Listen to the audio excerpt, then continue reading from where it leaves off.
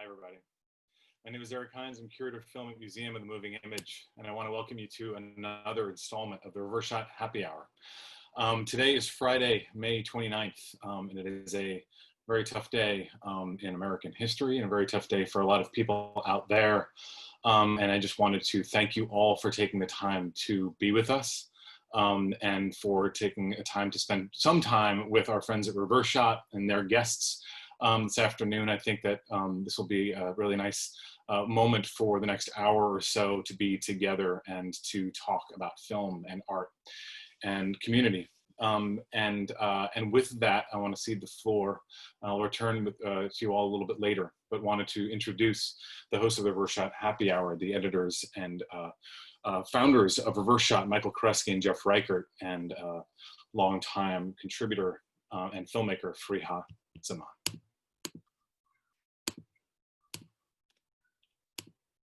Hey, Eric.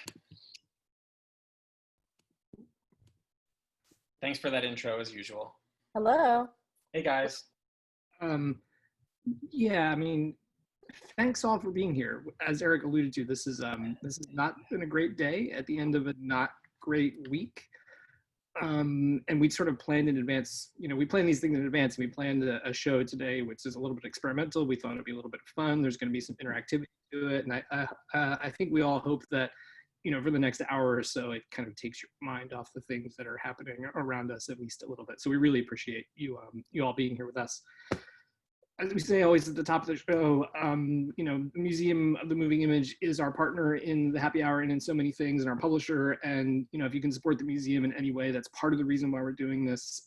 Supporting the museum supports Reverse Shot. So if, you know, if you have the ability to donate to the museum at this time, please, by all means. I think there's a link that they tend to put in the chat if people are interested. But we'd, you know, we'd all appreciate it because it helps do things like this, but also the stuff we publish on Reverse Shot.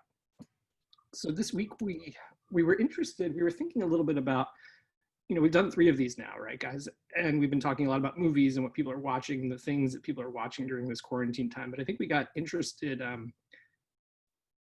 maybe last week, middle of last week, like what other things are people doing right now to fill the time? Because yes, you can certainly, we all can binge movies, you know, 4 or 5 films a day if we had to.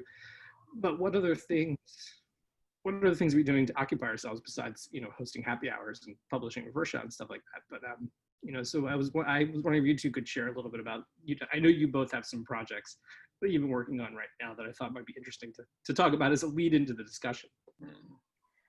Well, I know all 3 of us have been cooking a lot, and that's a source of comfort that's like reached almost ludicrous heights, especially when you're cooking for one. There's times when I'll talk to my family and they're like, "What'd you do today?" And I'm like, "I made ravioli from scratch." And they're all very impressed. And I'm like, yeah, but it's also kind of a way to like procrastinate from work that's hard to do when you're like mentally under a lot of duress, but still feel like you've accomplished something. So there's a lot of that happening. But I've also found, like you're referring to, Jeff, that, you know, the desire to like do something tactile, make something with my hands, even when I am watching, it's like, I don't know, you need a full range of distraction or something, has been so strong.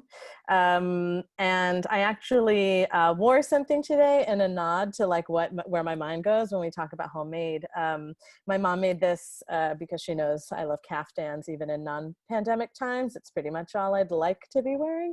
But also when I was growing up, like mostly just out of necessity, my mom made all of our clothes, me and my 2 sisters.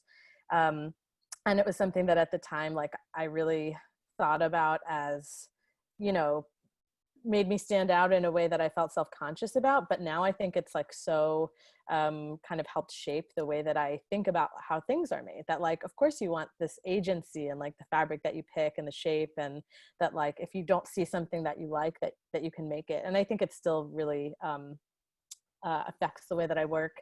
And then it also has affected the kinds of hobbies that I've taken on, that I had this like textile influence in my life. I really wish I was the kind of queer lady who like built shelves and tables and stuff. I have broken a dining room table. That you want to be. I know, but just like in my mind, I'm like a carpenter, but like in reality, I'm like crafty queer lady trope. So I've been embroidering So here's an example. It's very early, so you can see that it's like an area of hobby, not expertise. Okay, it's a little hedgehog that I'm working on, and I think That's very cute. yeah, I'm happy with how the quills are turning out. But what's been really gratifying, actually, besides just like having something to occupy my hands, is like the immediate sort of evidence that you've done something. So like Jeff and I are working on projects together. Michael and I are working on projects together, but it's such a long lead. It's like, maybe I will get to the end of this script by 3 weeks from now. Maybe not. Writing is hard. Maybe nobody will fund it, all that stuff. But this is like very like, I did that today. Right. I know how much I accomplished today. And normally I get really fixated on like when it's not perfect.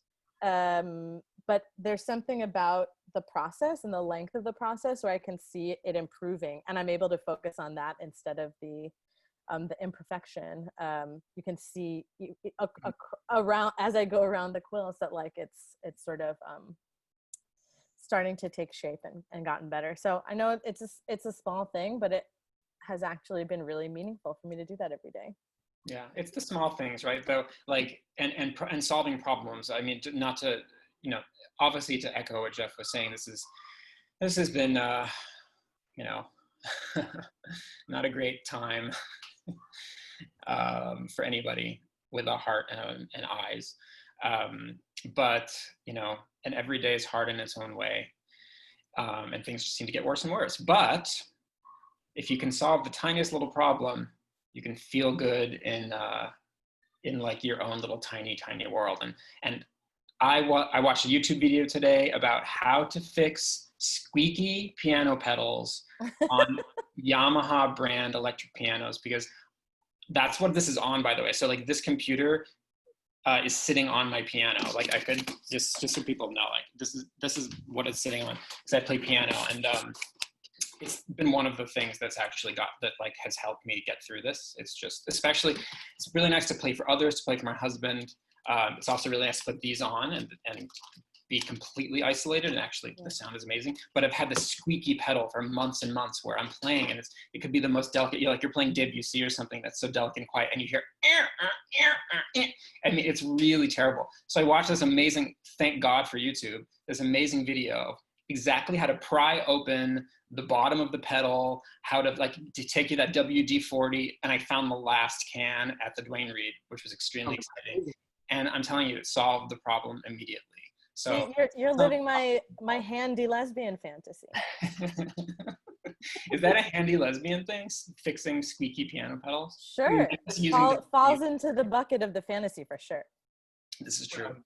But yeah, so I mean, also just as a way of talking about music really quickly, because I think a lot of people think that film critics don't do anything else. Like, isn't that kind of the thing? Like, you know, other than maybe making films sometimes, which, you know, they just appear out of nowhere, you know, like you make a movie, it appears out of nowhere.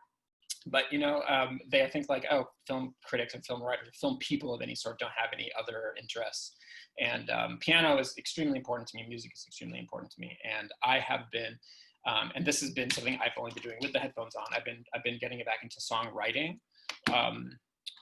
in recent weeks, and that's something that I used to I actually found a book of music that I had written when I was in school and that I had forgotten that I wrote, and I'm playing it. I'm like, I do not remember writing this. It was all coming back to me, and I hated it. I thought it was really ugly. I like genuinely hated it, but I forgot that I had written it, and they're dated. I actually dated them, and they were from literally summer 2000. So they were 20 years ago, this music that I forgot I wrote. And anyway, so I've been, if we're talking about homemade, handmade things that we can create, I've been getting back into writing music. So that's been helpful. Yeah. I mean, I think for my part, all I've really been doing this quarantine is like reading, watching movies, and growing facial hair. As you can see. You made that, Jeff. You made that. I made this, but I did make, at the beginning of the quarantine, I did make goat cheese a few times, and I haven't quite gotten back into it yet. And I know that falls into the realm of cooking, but I do think cheese making is a little bit slightly separate than we need to, you know, have something for dinner tonight or have something for lunch this day. Because I had gotten one of those, you know how like parents who don't like, who are like mystified by their children in certain ways, or kind of like what do I give them for Christmas? What do I give them for presents? Well, he likes food stuff. And so they go to those stores which have lots of different kinds of food stuffs. And one Christmas I was gifted a cheese making kit, which I thought, God, I will never, ever use this. How long ago were you gifted? I couldn't say. Like, it's been years. It's been a few years. I mean, the ingredients haven't expired. I mean, it's just salt. It's a certain kind of citric salt. But, you know, it's been a while. But come quarantine time, you pull out the things in your pantry that you didn't know were necessarily there or remember. And I've made goat cheese twice now. Filmmaker, film critic, cheesemaker. Cheesemonger? Cheesemonger? Yeah. Maker. I think Please get his title right, please. I don't think he's selling it yet. I'm working on it. I mean, if the filmmaking thing doesn't work out, which, you know, this could all collapse any minute, I'll switch to cheese. People always need cheese. So on the show today, we have three guests who are going to talk about things that they have been making during this time of quarantine. Later in the show, we're going to have some folks who are very near and dear to my heart. My aunt and uncle, Steve Bognar and Julia Reichert, the filmmakers at American Factory, and they're going to talk a little bit about, they've been doing some experimenting with pickling onions and watercolors, and they also somehow finished a new movie that they're going to premiere. Just industrious people. That is kind of how Steve Bognar and Julia Reichert roll. But before that, we have a New Yorker, Tom Brown, who's going to talk a little bit about something. It's an unexpected project for the quarantine time, and I don't know that anyone else, at least that I'm aware of, has undertaken something like this. So, Eric, if you could bring Tom back on so he could introduce his handmade item. Hello. Hey, Tom. Hello, Tom. How are you, Mom? Well, Tom, you also made this backdrop, which I'm very jealous of because I just have generic Brooklyn brick back here. Yeah, I'm sort of in the middle of transforming my studio into a full Zoom background.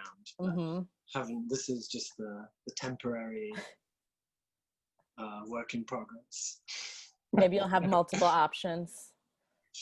Well, I ordered like a Zoom light on a 5-foot extendable arm, so you just gotta wait and see. Well, in the meantime, maybe you could tell us about your new child. Yeah. Well, your embroidering is lovely, and I don't wish to minimize it in any way, but I did make this harp during the quarantine. So It does kind of.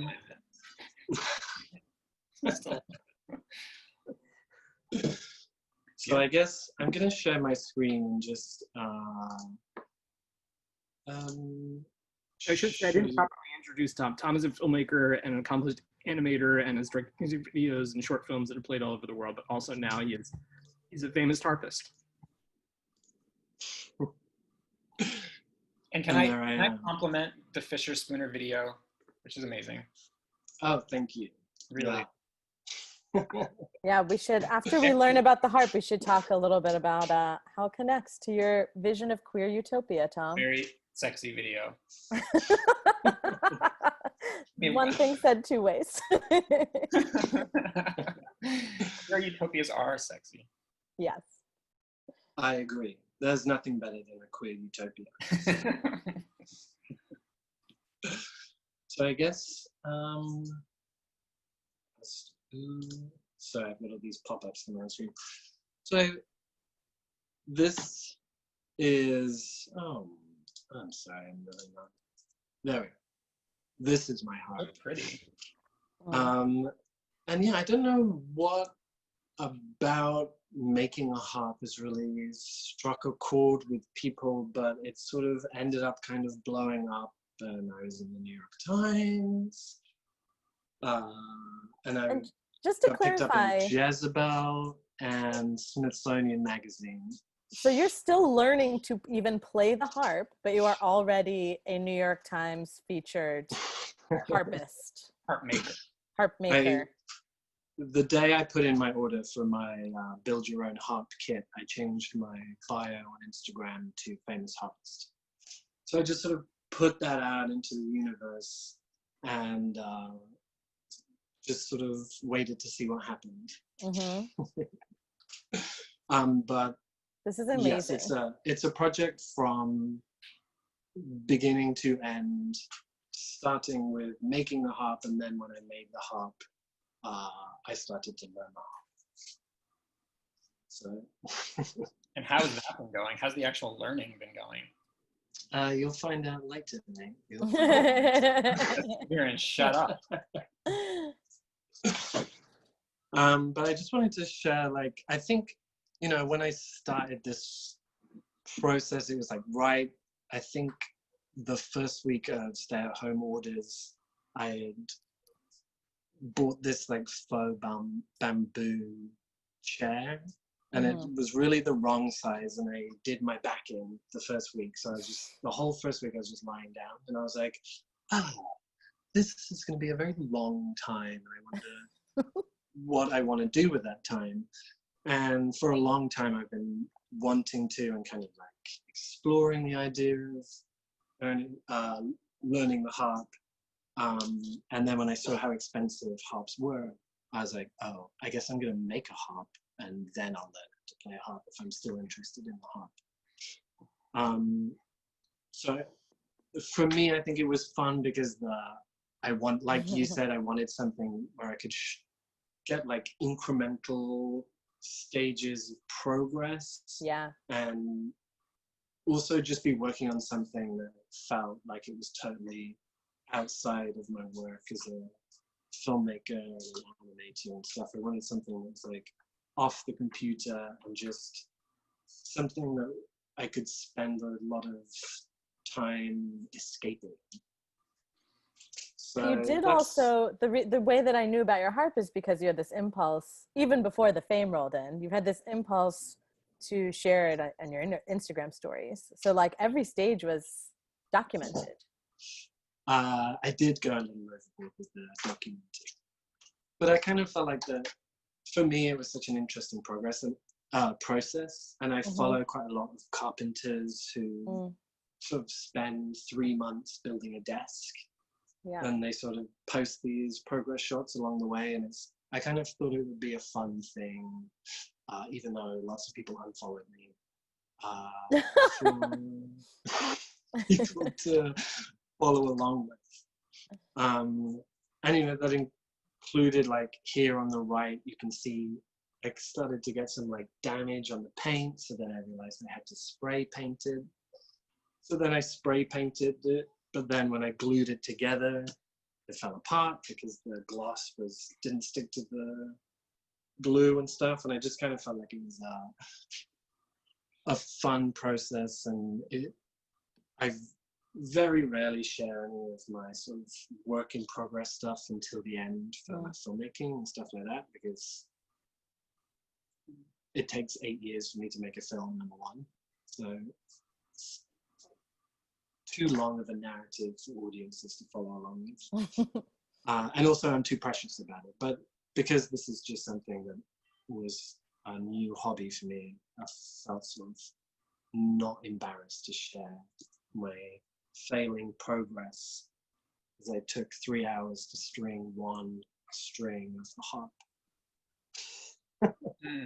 No, exactly. That's how I felt with the what I brought up with the whatever hedgehog. Is like, if it was something that I'm theoretically a professional at, it's really hard to give yourself that permission to like fail and experiment, and it's super healthy to have that in other arenas. Yeah,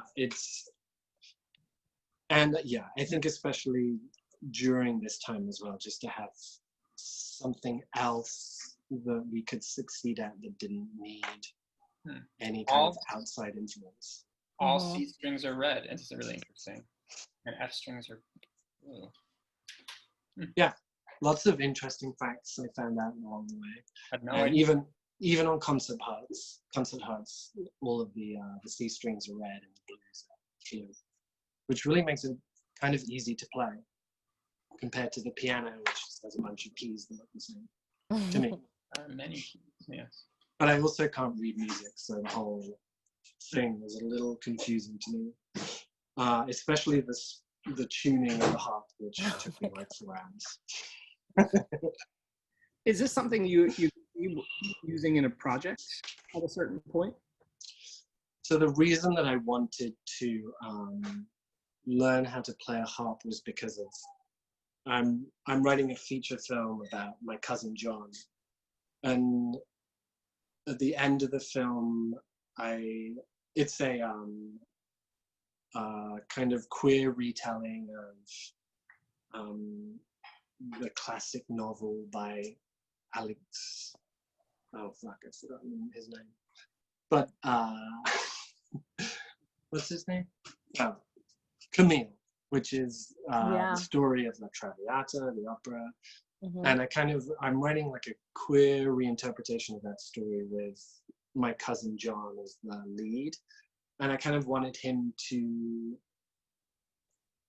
I've sort of changed the structure around so it doesn't end in death, and instead ends in a lullaby of cousin John playing on the harp. So in the made-up schedule that I submitted to Creative Capital, I had 4 years before we were shooting that scene. So I had 4 years to learn how to play the harp, or at least look like I can play the harp, and then a close-up of an actual harpist. So I thought now is probably like the perfect time to start with all of this unexpected free time on my hands. Have you learned any harp music since building the harp, and how long has it been done for? I started it on April 1st, and I finished it just before May. And I've only done 3 lessons, so I would not say that I'm a very good harpist, but I can play a song for you if you need. Well, Tom, you are selling tickets to a show in October, I believe. Like basically, that is true. If you let me just go to my website here for everyone to see. If you go to my website www.tomcjbrown.com, and hopefully it will load quicker than my internet, which is. But I am selling tickets for my one-man show, Man After My Own Heart, which is September 1st, 2021. What I love, besides the pun, obviously, is how you've like we were talking about procrastination before, and I've actually seen, Tom, I've seen you give an entire talk about like procrastination and its place in the creative process. You've like reverse engineered how to actually accomplish this dream that's based on an image that you had for the end of a like multi-year creative journey. You're like, okay, well, how am I actually going to like, how do I make sure that I actually learn to play? I'll sell tickets in advance so that if I don't, it will be embarrassing. Or, you know, like even like it seems like you have a different investment in it because you made it yourself, even as far as taking lessons.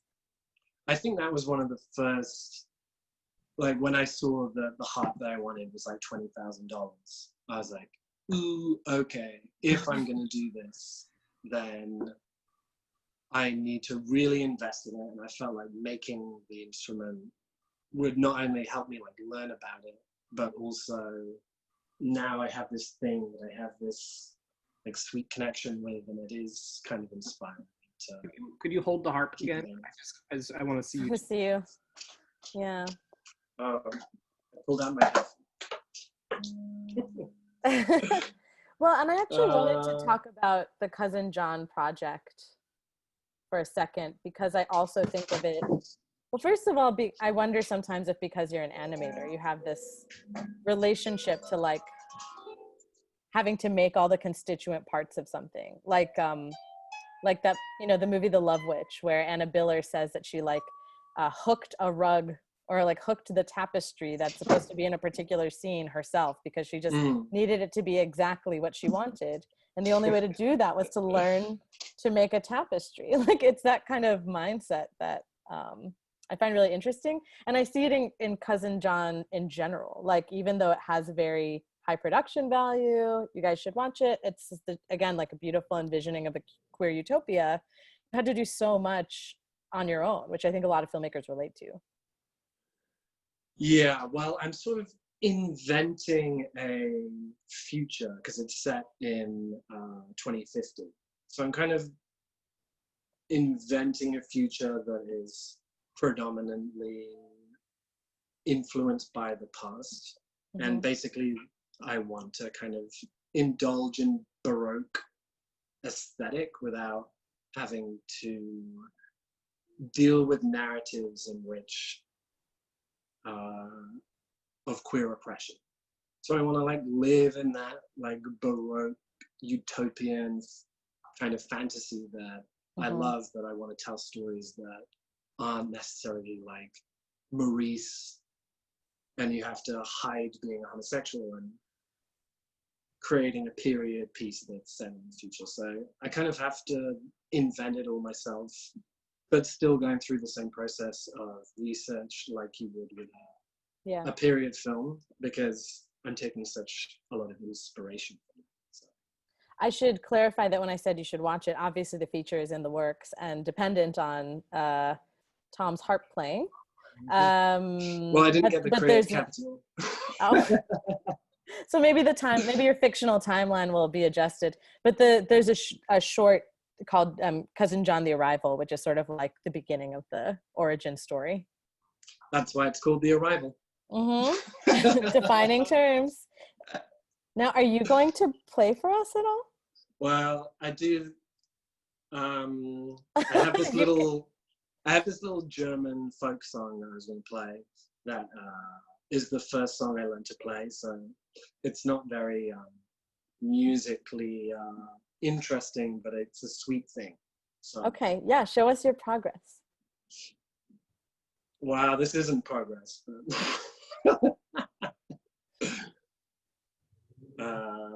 Ready?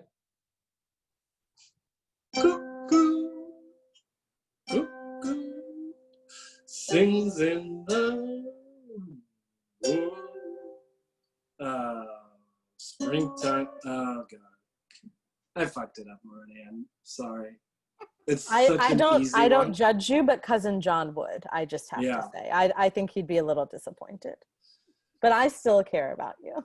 Sorry, I just got flustered, and it's only 2 keys. But it was lovely. I can play the beginning of Brahms' Lullaby, a very simple version. If you want. That's better.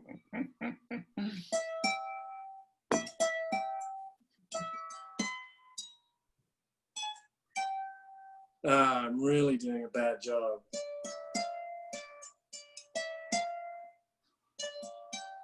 Yeah.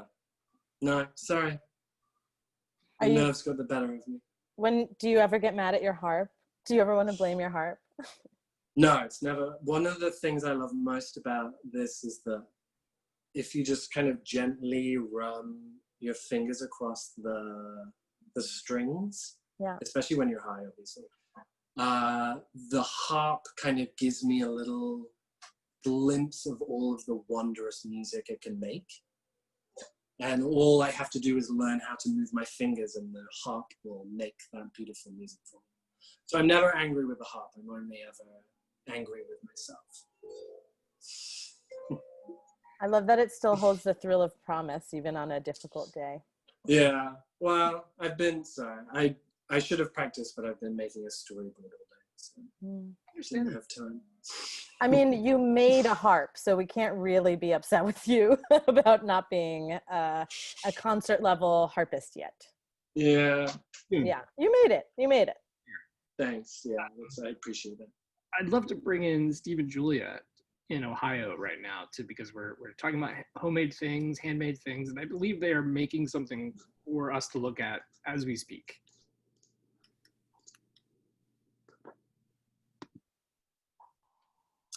Hey guys. Hey guys. Hello. Well, that is a harp act to follow. But we are grateful to be here. Steve, how excited have you been to say that? Were you like, oh, it's coming, the moment is coming? It's been practicing. Delivery was excellent. Oh, damn, showing me up already. Perfect delivery. Well, you really struck a chord with us. No, So we're grateful. hi. We're grateful to be here. Hi. Hey guys, All right. tell everybody where you are. So happy to see you. Actually, where we are is quite related to what we're going to do. So we are in Yellow Springs, Ohio, which is in southwest Ohio, near Dayton, sort of north of Cincinnati.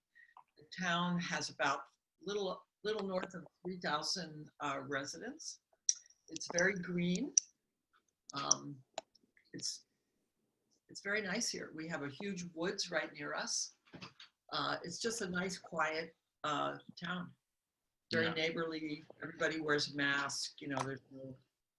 Yeah. Well, we're very mindful. We're in a little bubble of privilege right now, and the last few days have really made that even more clear.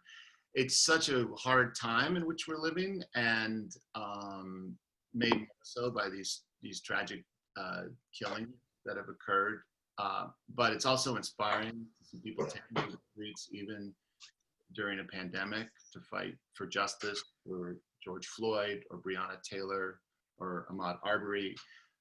It's almost 6 years since, right down the street from here, a young man of color was shopping at Walmart in our town. His name is John Crawford III, and he picked up a toy gun that was for sale at Walmart, and some idiot called 911 to say there was an African-American man with a gun walking around Walmart. Shooting and aiming And lying. This man lied to the 911 dispatchers. Police rushed to the Walmart and just gunned him down. And it's almost 6 years ago. 6 years ago this August.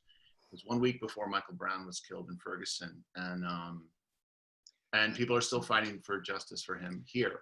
One of the notable things about the John Crawford situation is there was never any violence in response. And there also, hardly anybody knows the name of John Crawford. It's true. And We had protests, but they were peaceful. we had a lot of protests. We had lie-ins, we had a weekly protest, we made signs, there were a lot went on. We tried to go to the Department of Justice. We did go to the Department of Justice, but it was all peaceful. And we often thought about the things that happened to people.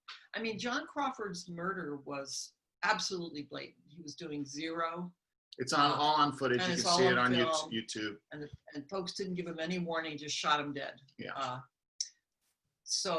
But nobody knows his name. No, his name is never mentioned and I Or think it's rarely. very rarely, and I think it's because there was no violence. So when we hear about Minneapolis and Columbus, Ohio last night, just about an hour from here, you know, in a way you could say, well, burning down a police station or breaking down shop windows, we don't approve of that. On the other hand, sometimes that's what you have to do to make things change. Yeah. Somebody snapping their fingers. Oh yeah, right. Yeah. We actually did learn that in the anti-war movement. When we started smashing windows at Bank of America, the Republicans even started taking notice. And the war started, consciousness about the war started shifting.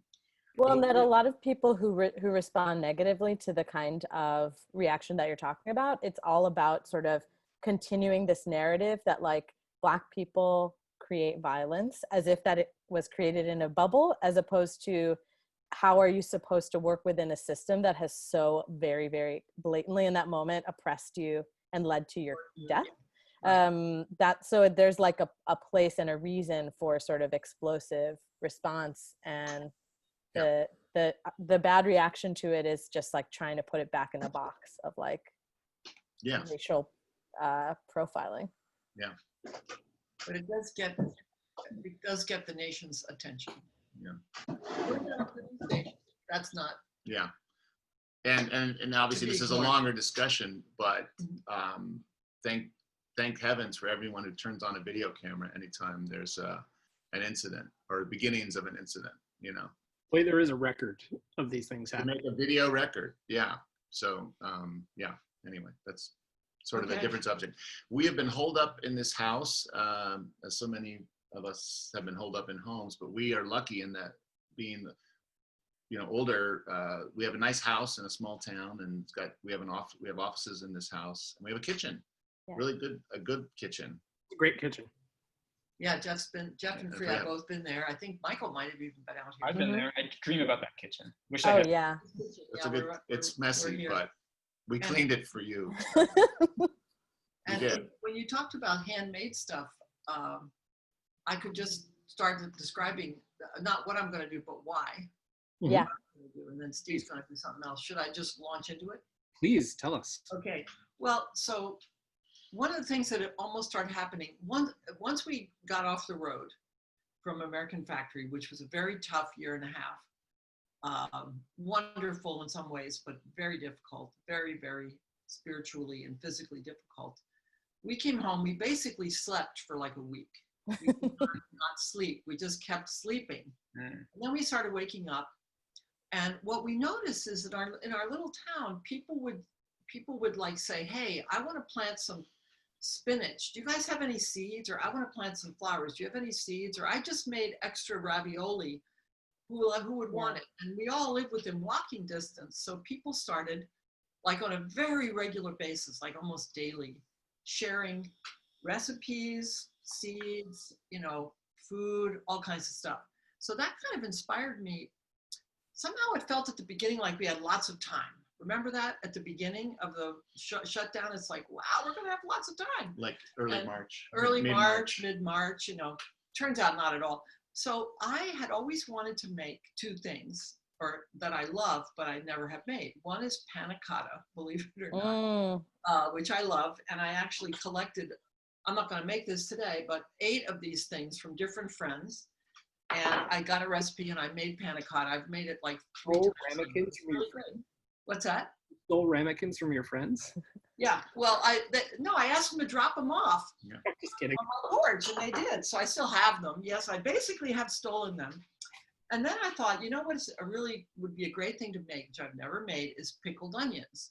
Because on the road, we oftentimes would have avocado toast, in these fancy restaurants, and they always had pickled onions. I thought, well, let me look it up, and I learned how to make it, and now I've made it a bunch, so I've become a semi-expert on making pickled onions. And honestly, anybody can do this, and I'm going to show you how to do it, right? Yay. So I'm all set. So should we get started? Let's And I'll show you. This is like, I've never done a cooking show, but I know how they look. But your name is Julia. Everybody's living their fantasies today. I know. I think so. I think that's right. So can you see? So here's I've laid out the basic ingredients that you need. You need an onion. You actually need half a red onion. You can flavor this with whatever you like, but garlic is one thing you can use. I didn't at first. This is very important. Apple cider vinegar. Okay, you can use any kind of vinegar, but apple cider vinegar is the way to go. You can use sugar, but I like to use honey. And I like, Oh, you muted it. You're muted now. Oh, No, You're back. it says we're not muted. can you see this? Hmm? No, they can't. Oh, we can see it. Okay, good. So Upside down honey. the reason I'm showing this honey is you see how it got all coagulated kind of in the bottom there? Like honey, you get honey like this, which is all nice and it's fresh. But then after a while, it all clogs up. This is the perfect kind of honey to get off your shelf way in the back that you've been like, I can't make this squeeze out. I can't do anything with this on toast or whatever. This is exactly what you want for this because it works perfectly. Okay, and then you can flavor pickled honey with lots of different things. This is red pepper. This is black peppercorns. This is bay leaves. Bay leaves. You can use, and Farihah would probably have lots of ideas. I have not really ventured into the East Asian type things you can do. I already showed those. Like you can use coriander seeds, fennel seeds, all kinds of stuff. I don't actually have those. And the whole idea was I was going to use kind of what I had in my house. Yeah. Without having to go shopping. So that's, So let me show you what you do. First, we're going to thinly, I'm just going to do this a little bit. We're going to thinly slice this red onion. just thinly, like that, right? And you only use half for this recipe. So I'll keep chopping. And then you use half a cup of apple cider vinegar with the mother. That's the Bragg brand. That's the Bragg brand with the mother. And then you add to that 1/2 a cup of water. Couldn't be simpler. For those who don't know, the mother is the gunk at the bottom of your apple cider vinegar bottle. I Okay. thought it was a brand. Yeah, you might want to throw that out, but no, it Does is that mean you shake pickling it? magic. Do you know, Farihah, does that mean you shake the bottle before you pour it? To get the mother? Yeah. I've never done it before, but I guess so. Okay. Okay. Yeah. And so you want about 2 tablespoons. I'll like post the recipe, the actual recipe. Let me look over here. I think it's 2 tablespoons. Yeah, you can use as much as you like, but let's say we're going to use 2. But I don't really measure that much, so I'm just going to put it in here. Somehow it's all gunky, and what else could you use this for? That's true. Oh, I do when I do have the crystallized sugar in the honey bottle, I basically just push it to the back of the cupboard and act like it doesn't exist. Well, that's what I mean. That's what I had done. Yeah. And I thought, this is perfect for this. So anyway, you do that. And then I think we're going to go. So that's the basic. And there's a little salt to go in there, like a 1/4 of a teaspoon of salt. And then when you're cooking it, which I do want to make one point. You can, I've learned this, okay? I'm going to give you my knowledge about it. You can make pickled onions not cooked. And it's very easy. You don't have to even put them on the stove at all. You can make them cooked like we're going to make. The non-cooked will last about 2 weeks. So it's the kind of thing you make and you're going to make a recipe and you're going to use it in the next few days or a week. Okay, what we're going to do will last like a month or more because it's cooked. Now there's a difference, as I have learned. The one that you don't cook is a little crispier, has a little bit more of that crispy snap. These have a little bit deeper taste. They absorb the different flavors that you put in a little better. And of course, the other good part about making those is that over here, you see that? It's really cool. You make a lot. Like, it's not like you're going to use all these pickled onions yourself, even in a few weeks. Yeah, it would take weeks. What's that? It would take weeks to use all those pickled onions. Yeah, it would. So I share them to different neighbors, and I put out a call on our little list, and I say, first come, first serve. The early bird gets the worm, and everybody like writes back right away. And so you have something to share with your neighbors. Do you ship? Okay. Do you ship your onions? No. So I'm going to keep chopping onions while Steve goes to another thing. Okay. So I hope that was all clear. And you wrote down the recipe. Well, you're going to share the recipe? I will share it, okay. But the basic method is, you cut your onions, you get your garlic ready, and then you mix it up, and then we're going to cook it. Next time you see me, I'll be cooking. So while Julia's continuing to do that in the background, in this time we're all staring at screens like all day long, and I found Farihah, I'm with you about carpentry. I wish I could just play with wood and sawing and hammering and drilling and all that stuff like all day long. And soldering. Yeah. Torches. Sure. Yeah. I feel like it's very natural for us to crave tactile experiences right now. And for me, I turned to something that I've had in the house for a long time, but didn't really dive into, which was for years, I've had these kind of sets of kind of old watercolors, and I dug them out, and I find myself just, making cards for people and just playing with watercolor, experimenting with different weird things. I have no skill as an actual painter, but the process is just so tactile and pleasurable. And I've just really started to come, I sit literally right here, because this is a little table in like a breakfast nook, and there's a lot of window light, as you can see. And, just mess around with the color. And the fact that it's so unpredictable, right? When you make an edit in Premiere Pro, or when you click a paintbrush in Photoshop or what have you, it's all incredibly predictable as to what it's going to do. Whereas watercolor, because you can't quite control it, Yeah. the flow and the blending and the jumping of the border between the paper and the water, it just kind of, you have to dance with it. You don't control it, and that's pleasurable. So yeah, so that's been fun. Do you have any paintings nearby? No, the paintings are actually horrible. So it's about the process. It's not about the actual it's result. irrelevant. I Well, could show you paintings my grandchildren made. I'd be more proud to show you those, but I won't. Well, I'm sort of curious, like, if you see, or if maybe not necessarily in the moment, but thinking back on it, like, is there a relationship with the same impulse to like make films? Like basically what we were talking with Tom about too, which is like, you know, you use these skills and this desire in a particular way, and you're just having to like reshape all of your like time and the way that you approach it. And I wonder if it bears a relationship to your filmmaking practice, which is decades, you know, old.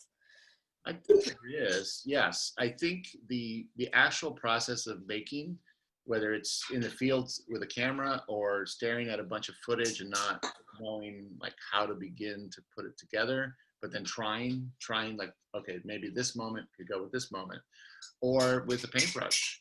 There is that, there's a pleasure in suspending everything else about life because you've given yourself permission to be making. And by making, the moment of it's kind of like going to the movies. When you go to the movies, hopefully you give yourself permission to suspend all the other stuff that you have to do, right? Yeah. For 2 hours. Well, I find that if in the zone of making, or the realm, the permitted hour of making, or a couple hours, that play, it's about play in a lot of ways, of fumbling around, trying something that doesn't work because it leads you to something that might work, that leads you to something that works, maybe. You know, all that is really healthy for the soul, you know, especially when there's a lot of stress in the world. It's like, I just find it's a suspension of the outside world so that you could, but it's puzzle. Going to the movies is, you know, a different kind of mental, emotional process. But the puzzle of making, the puzzling through of making, regardless of what it is, whether it's digital or analog, digital or tactile, I just love it, and I think it's good for anyone. Well, I think like there's moments in anything you make as a professional where yes, there is a place for the question, like, is it good? But I think that that place is much briefer than we think. Like the constant question as a critic, like people are like, but is the movie good? And you're like, but that's not actually all we're here to talk about. Like there's so much more to be gained in terms of like understanding the process, or trying to like understand the language of cinema besides just, is it good? Should I watch it? And it's really hard to put that question aside with your work. And like, it's so nice to hear you say like, oh, I don't think I'm good at it. I just need to do it. Yeah, exactly. Yeah. Well, I can do that with watercolor. I can do that privately with filmmaking, but the bad things, hardly anyone will ever see. Right. But that's there's the stuff in the shop, and then there's the stuff that you let out of the shop into the world, you know. Well, when you teach, Steve, do you ever show the left behind, what was on the cutting room floor? The bad stuff? Yeah, occasionally, yes. I do believe in showing bad, maybe on a more granular level.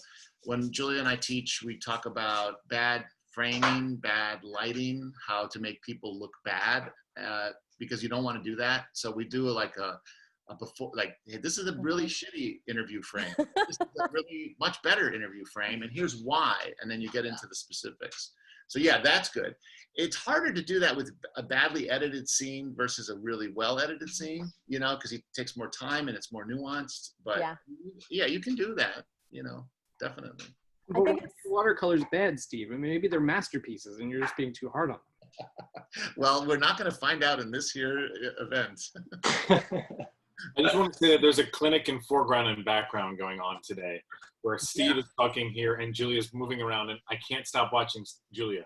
Yeah. Oh, thank you. Sorry, Steve. I like to watch you too. Looking right through you. No, Okay. So we're going to switch to Julia Child Reichert here. Okay. So here we Julia Inner Child Reichert. You're Yeah, right. Child Reichert. That's I, it. I love to cook. So I don't want anyone to feel they can't do this. They don't have to have all this stuff. I mean, I've done it a bunch. So I put in here, so it's half a cup of vinegar, half a cup of water, a couple tablespoons of honey, but you can use sugar. And I just put in 2 bay leaves. I like to use a lot of peppercorns. Can you see that? Mm-hmm. Yeah. I think peppercorns are great. And this is red pepper flake. I think a lot is good. And what else did I leave out? Oh, the onions, right. Okay. Oh, look at all those onions. Look at all those onions. Oh. Okay, so we're gonna just put them in there, just slide them on in. And yeah. And then I have the heat on, I'm gonna turn it up. But what I learned at one time, I was on a phone call or something, and I let the onions cook like for 5 or 6 minutes, and it really was too long. Okay, I'm gonna turn it up now. You can try almost anything. The heat is a little, almost to the top, but not quite. I'm gonna, It's at 5. The heat is at 5.5 out of 6. yeah, and I'm gonna what the recipe says.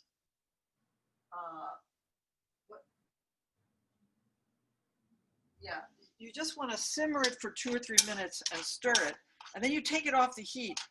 So again, don't make my mistake. This pretty much covers the onions, which is I think what you want. That's a lot of onions, right? Yeah. And a lot of, I'm just going to taste it and see if I feel it needs anything. Oh, that is so good. I want it. I wish you all could taste it. Can I just say I made the dumb guy version of pickled onions that you talked about at the beginning of this. I'm feeling very humbled by this experience. You didn't cook it. You made it fresh. I didn't cook it. I took red onions. I put them in a big vat of vinegar. I had some peppercorns. I put them in the fridge, and that was it. Just They didn't last long.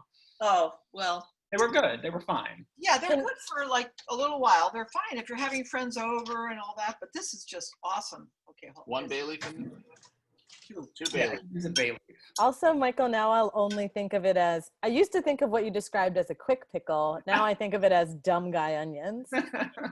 Onions. Okay, so as soon as it simmers, then I'm going to put them in these jars and jar them up and let it, I'm going to let it cool on the stove first a little bit, and then I'll put them in there, but I won't close it up yet till it cools down. Mhm. I just think that's a good idea. Yeah. So I think that's it on the pickled onions. And so we wanted to also talk about our new film that It's amazing that you had time to finish. I remember, we were in the week leading up to the Academy Awards, you were finishing the movie in the backs of cars to and from various events. Yeah, it was pretty insane. The film is called 9 to 5, The Story of a Movement. We actually started making it before we started American Factory, and now we're finishing it, after American Factory. I'm going to share screen and just show some images while we talk about it. So let's see if I can do this here. Okay, so that should be in slideshow mode. Do you see that logo full screen? Oh, we do. It's glorious. Beautiful. So the story, it's a film about the working women's movement that started in the 1970s when secretaries finally got fed up with all the harassment, the bad pay, the lack of job descriptions, all the crap that they were dealing with. You want to keep going on the pictures? Yeah. Okay. And these are, it's been an amazing process to make the film. We found some really rich, wonderful archival footage from many sources. We worked with Jane Tucker and Polly Pettit, 2 of the great archival producers out there. Jane Tucker did amazing work on this film. Well, making this is one kind of like Seeing Red. Your film from 1983? Yeah, 1983. It's not like there was a book about 9 to 5 or even a long article about 9 to 5 at that point. We had to really do our own research. We had to basically, which I love doing, doing oral histories, really in depth, like 2, 3, sometimes more hours. There's one of our quote unquote characters. Her name is Mary Jung. She was head of the Democratic Party of San Francisco at the time. And the interesting thing, Mary is a good example. She appears in some of the footage, and her name appears in the newspapers from the 70s as a young activist. She was a secretary who kind of was on a movement person. She was, you know, a Chinese, one of the only Chinese people in the city of Cleveland, as she would say it. But she disappeared. Nobody remembered. Nobody knew where she was. Nobody of the 9 to 5ers who had stayed in touch knew where she was. So we eventually, one thing led to another, and we tracked her down and we interviewed her at our office in San Francisco. We did over 30 interviews over the years making the film. And it was really just a rich experience because these folks were, you know, they're not recounting history. They lived it, right? They were young women, many ways, first-time activists when they started.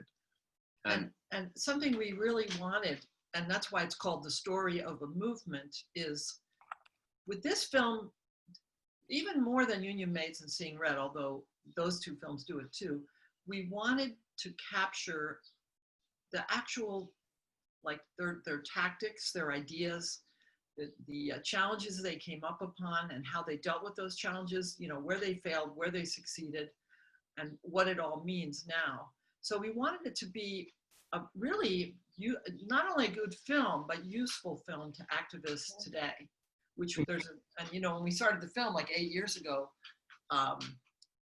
there was not the kind of worker fight back that we've seen in the last few years. It's been a real turnaround. Yeah, like the Fight for 15 and the uprising of teachers and even like Amazon workers, you know, the list goes on and on. Not to mention Me Too. Not to mention, well, those two things have come together again, the women's movement and the labor movement, or the, yeah, let's say it that way. Yeah. So anyway, we did all this original research, all this original archival research. It was, you know, we could do it slowly. That's not the exact opposite of making American Factory, where you get up every day and say, what do we have to do today? Or what are we missing right now? And what do we got to get down there to the plant and do? This was more like, okay, we're going to plan a trip to Boston. We're going to interview 4 people. We're going to get our crew to get, you know, it was very, you know, it was the kind of, much more, less crazy making. Making American Factory was like a fever that we, you know, the chasing of a verite story can make you crazy. Yeah, this was really deep dives into archives and stuff. We had a great editor named Jamie Meyer-Schlenk who worked on the film for years with us, and she's also an additional editor on American Factory. You know, Jane Fonda heard about this movement of secretaries in the late 1970s, and she said, let's make a movie about it. And that led, of course, to the classic movie 9 to 5 with Lily Tomlin, Dolly Parton, and Jane Fonda. So we interviewed Jane, and she talks about when Dolly came in one day to set and had a song, and she said, you want to hear my song, y'all? And she, you know, plays her fingernails as a washboard and starts singing the song. Yeah. We kind of finally found the right sort of graphic style, which took a while for the movie. We have a wonderful animator, graphic designer, Paula Kinsel. Paula Kinsel, yeah. Yeah, she did wonderful work, including these sort of line art. It's very sort of echoing of 70s line art that you can see in ads and magazines and stuff. But we feel really great that the film, you know, the composer of the original score is Wendy Blackstone, a wonderful veteran composer, and all these collaborators, the harmony. I mean, Farihah Zaman, you're a consulting producer on the film, and all these collaborators, it just really aligned in a wonderful way. We were very excited that the film was going to premiere at South by Southwest, and then it had a lot of other film festivals on deck, and of course, like everyone else, here we are in this weird new limbo. Oh yeah, you recognize this person? Oh yeah, it's familiar. Right, she's in the America herself. Mrs. America herself. Yeah, right. And it's not Kate Blanchett. It's actually Phyllis Schlafly. I don't know how many people have been watching this series on Hulu, right? On Hulu, on and Hulu, FX, yeah. It just finished. I found it really compelling. of course, and it covers literally the exact same period that 9 to 5 and Crip Camp, the other movie that's a, movement Wonderful story. film. They all start in 1971, 72, and go all the way through the 70s into the early 80s. And then, of course, we know the reverberations of all three movements today. Well, particularly the anti-ERA, Rise of the Christian Right, Eagle Forum, that Phyllis Schlafly was part of, and we have now learned what happened because of Crip Camp. Yeah, and Phyllis makes a brief appearance in our film. She's not prominent, but she's important in her brief scene. So anyway, we're excited. We are excited that very soon we're going to announce that the film, or it will be announced that the film's going to have a premiere at a well-known documentary film festival. But like so many other festivals, this is going to be an online premiere this year. So yeah, these are just more of our people. Yeah, but we're also feeling good that it looks like the film is gonna. We can't say where yet, but the film's gonna get out there in a big way later this year. Steve and Julia, are you allowed to say some of the places that you was going to play? Because I know some of those places mean a lot for you. Yeah, sure. Yeah, well, it was going to premiere at South by, and then it was going to go to Full Frame, and then it was going to go to Cleveland, and it got invites to New Zealand. It got invites to a bunch of other festivals. Yeah. Yeah. So it's really, we're, and our, how do I say this? It's like, for us, we're disappointed, but the fact is we're grizzled veterans, and we have friends, young filmmakers like Jenny Shee out of Chicago, whose film Finding Ying Ying was also going to premiere at South by Southwest, or our friend Nicole Riegel, who made a fiction film that was called Holler, which was about to premiere at South by Southwest. First time features, both of them, incredible films, both of them, and that we feel much worse for them because they needed the rocket fuel of a big festival like that. And of course we feel terrible for like Janet Pearson and her team, or Bill Gunsler in Cleveland and his team, or Sadie and Deirdre at Full Frame. They poured their hearts in for a year, and suddenly this it's all washed away. It's terrible. Yeah. Well, one of the things that struck me working on the film, Julia and Steve, is that on one hand, it shows you like how effective a movement can be and the importance of organizing unions and like not letting go of the fight, but also that the people in the film talk about what it feels like to fail, and that failure is part of the process too. Part of what we talked about today, and that's like something that we're having to kind of weather and experience on a more massive scale. Like, how do you keep fighting? And the women in the film are so inspiring and left the impact that they did because they're like, I find these practical ways and I'm going to do what I can do. Yeah, and they do. Very true. Yeah. No, it's good. We're excited for the world to see it. And we're excited for it to sort of enter the dialogue of that's going on among activists, whether they're women's movement activists or whether they're labor activists. I think Mrs. America is going to enter, or is entering, that dialogue. And I think 9 to 5 is going to enter that dialogue. But there's Asha in the background. There's a lot of special guest stars on the show. Well, we're really excited for more people to see the film. Oh, we have a question. We have a question. Where is Seeing Red available to stream? That's actually a good question. I don't know that it is right now, is it? Canopy. It's on Canopy. Okay. New Day Films, the filmmaking co-op that Julia co-founded 50 years ago, has a deal with Canopy, and there's a lot of great New Day films available on Canopy, including Seeing Red. Seeing Red is also just newly restored, beautiful restoration. This is a film that premiered at the New York Film Festival, 1983. We're gonna hold that. You should, Julia's wearing her New York Film Festival apron. I forgot to put it on earlier. From 1983. I still have the cup. She has her New York Film Festival mug. I love it. So, Amazing. It's beautifully restored. It was going to show at the Film Forum on May 1st. Oh, that was painful. Yeah. May Day. We were going to lead a march from Union Square to the Film Forum with whatever friends we could muster. Yeah, but that didn't happen. But it is going to show on Labor Day. That's awesome. At the Film Forum. Yeah. We had Nellie Killian on the show just a couple of weeks ago, who programmed the Tell Me series, which, Growing Up Female, to me is a kind of centerpiece of that series. So that's Julia's first film, correct? Julia's first film. 50 And years. one of my favorites, Great movie. forever and ever. It says so much about the experience of the people in the film at that time, and also so, like, it's the total, like, what has changed, what has not changed, and both are totally, you know, mind-boggling. It's and available on the Criterion channel right now. yeah.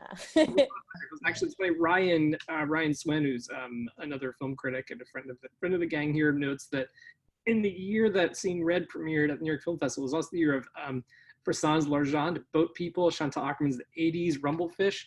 It was good company. Wow. And also The Big Chill. That works. Yeah. That works. Amazing. Rumblefish. I didn't realize that. Wow. Yep.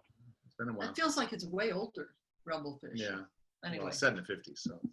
Well, so we should add that a lot of Tom's films are available or linked to on his website, including Cousin John the Arrival and the amazing sexy, also queer utopia envisioning Fisher Spooner video.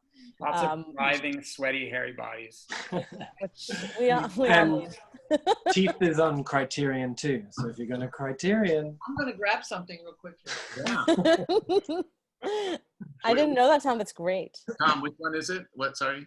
it's called Teeth. Okay. It's paired with How to Get Ahead in Advertising. Oh, nice. Criterion channel. Great. That's great. I don't know that. And Steve, So since you worked on, go ahead. Julia's had her retrospective traveling around the country. It started at MoMA last year. It was curated by the Wexner Center. And along with the traveling films, it's a wonderful book that was made. And one of the contributing essayists in the book. Farihah Zaman. Yeah, incredibly great essay by Farihah Zaman. So And there's one by Barbara Ehrenreich. it's floating around, this book. And if it's anybody on- wants one, we do have some extras. Thanks to Matt at Netflix, Yeah. we have extras. Yes. So anybody who wants one can email Jeff. I think Jeff is now a publisher, distributor. I think Matt's lurking in the attendees. Yeah.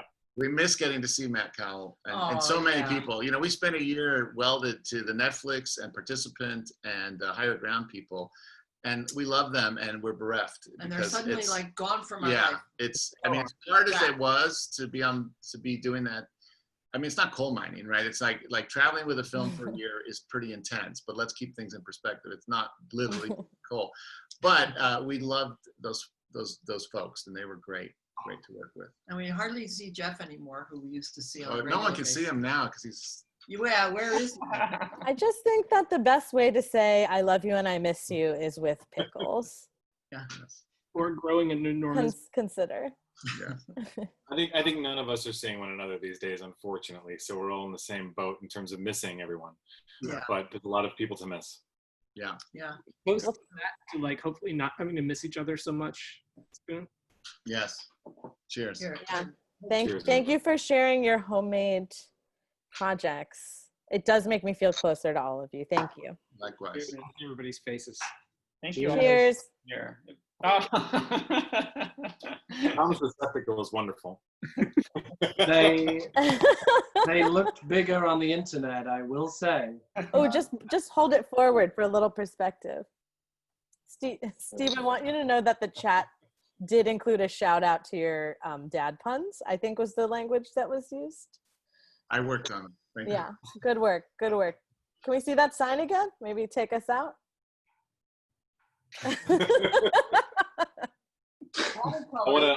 That's my one watercolor. Have- I'll show you. Have a wonderful week, everybody. Yes, indeed. Stay I wanna strong. I want to give one last plug to the Walker Art Center, where the last good thing that happened that I can recall was with Julia at the Walker Art Center at the end of February as part of their retrospective of Julia's work and the talk that we did. And that talk was the very last one that they've had for their artist series. And they have since put on the entire series of discussions for 30 years. Yeah. And it's extraordinary. And I recommend everyone check it out and spend some time on those conversations. Well, Eric and Julia just dove really deep. It was We did, beautiful. yeah. They were just in sync with each other in a great way. And something good was happening in Minneapolis. Yeah. Indeed. Yeah. thanks everybody for coming. I think that's our show, but we'll be here next week with another round of folks. Julia, Steve, so good to see you. Tom, the harp is incredible. It's good to see you as well. I have purchased a ticket to your show. VIP online tickets come with I'm gonna mail you a bottle of mezcal to your house. Oh, So wow. you don't even have to be in New York. Yeah, Wow. yeah. Thinking about the future. That's nice. Thank you. Have a great weekend, everybody. Bye. Bye. Bye.